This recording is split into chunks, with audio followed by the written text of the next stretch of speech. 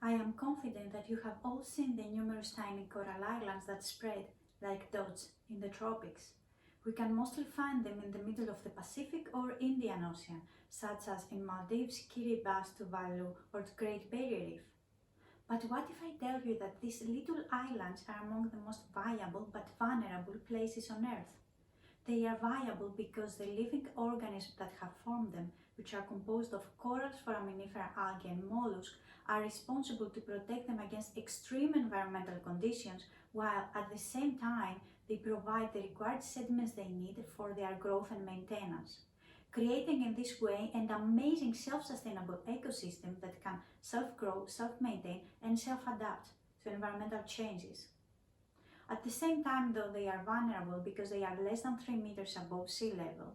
They are composed of unconsolidated materials and they have limited land availability, which makes them susceptible to climate change impacts and anthropogenic pressures, such as floods, extreme events, overpopulation, and overexploitation.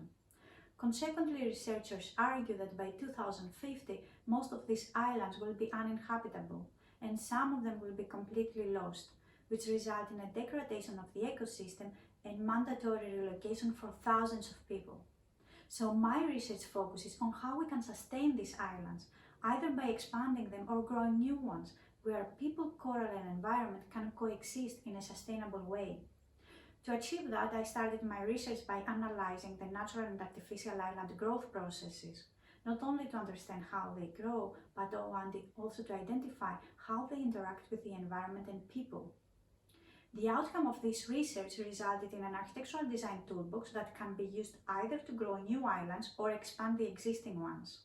So now I am adapting this toolbox to the coral reef environment to grow islands similar to the coral island growth formation. To do that, the first step is to provide the minimum resources for corals and other marine organisms to be able to attach and grow. The sediments above water are stabilized by vegetation. The island grows, and when it's stable enough, it can be inhabited by people. These islands self-grow, self-maintain, and self-adapt by using limited funds, materials, and technological resources.